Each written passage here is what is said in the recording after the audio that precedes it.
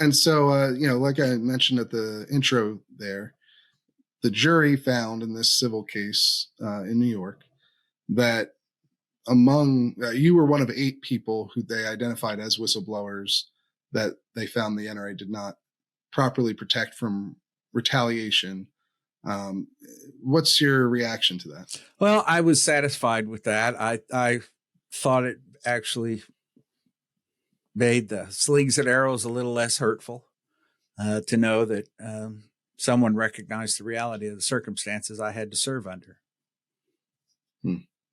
And, obviously the big ticket item that the jury came away with, there maybe a couple big ticket items, but the major one was that the NRA failed to safeguard its charitable assets as an institution.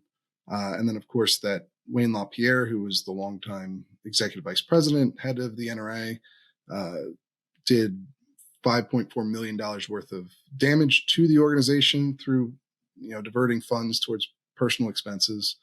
And then Woody Phillips, the former treasurer, did another $2 million worth of harm to the organization.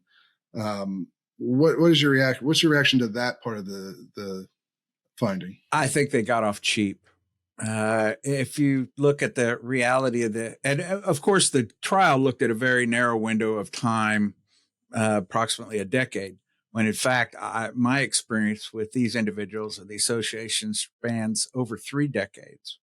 And I can tell you that it was much worse my second time on the board than it was on the first, and the way the association was run and the way the board operated. It's quite clear that when they filed that bankruptcy and squandered 400,000 members' dues on that harebrained scheme to get away from the New York Attorney General and get away from this trial that they just lost, it is tragic that it has gone so far, and the NRA has fallen so far too. And what do the interesting thing here about this verdict, right, is that you've got kind of the jury and what they've found as the fact finders, but there isn't any sort of immediate effect from this verdict, because apparently we're not going to get the sentencing phase for this trial where the judge, makes a determination on what the proper repercussions are until July, it sounds like. At least that's what he was saying. That's the best guess they have right now is July. That was a real disappointment. I know if I had a trial like this, it's kind of like a Band-Aid. I just want to get it over with. Idle hands or the devil's workshop, and this 4 or 5 months now that will be probably in between the first and second phase of the trial. Idle hands at the devil's workshop, and the lawyers will be able to do what they do for 5 months rather than just a few days, which would have been my option. If I could do it, I would have said, let's just move to phase 2 tomorrow and just see what you do with safe harbor. Yeah. I guess the judge didn't have time on his schedule for until then for another multi-week, series of hearings. So being tied up in the trial for about 6 weeks, I can only imagine what that did to his calendar. I'm sure there are hundreds of judges in that building and they're all very busy. And I'm sure he has lots of cases to take care of. And people have been waiting patiently. And sometimes it takes years to get to court in New York. Yeah, well, it did in this case, right? I mean, the investigation started in 2019. The allegations first came to public view in 2018. So it's been quite a long time now that we're sitting here in 2024. But it does feel like these next couple of months are going to be fairly pivotal as well, even though this is sort of drug on for so long, because they're coming in 2024, an election year where the NRA does not appear poised to be able to play a very significant role, at least not as significant as it had, say, in 2016 or 2020 in the elections. And you have this period now where there's going to be several months before we even get to the conclusion, the sort of sentencing aspect of this case. And maybe there'll be appeals after that point, but we don't know.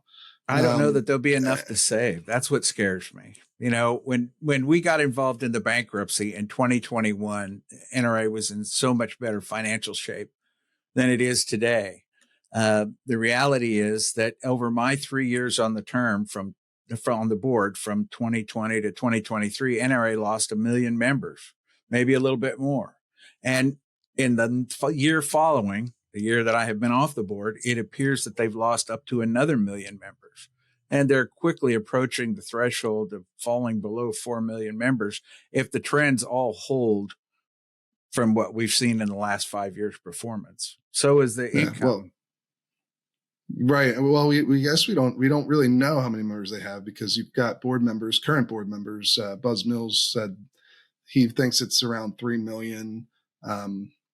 Willis Lee has said publicly thinks it's at 3.8. The NRA disputed Buzz Mills' lower number, but they wouldn't give an estimate. For, the spokesperson at the NRA wouldn't give an estimate, so we don't know exactly how many members are left at this point. But I do think it's clear that there's far less than there were even last year. If you believe what the officers say, they don't know either, and that just blows me away. In my second from the last board meeting, I had become a little more frustrated than I am at this moment. And, I'd gone to the finance committee meeting, saw the numbers, saw what was going on with the finances. We go to the board meeting. When they start the board meeting, the officers give their reports, and Willis Lee got up and told everyone the 5 million members of the NRA are so proud of the job this board is doing. And I knew that number was not accurate. And so when they made the presentation of the finance committee meeting, resolutions and things from their work, I got up and Cotton kind of rolled his eyes, because we can ask questions as board members of the committee chairman or people delivering the report. And he goes, "Yes, Mr. Journey." And I said, "I just want to know how many members we actually have today." Because I knew it was less than 5 million, and I knew they were hiding it from the board.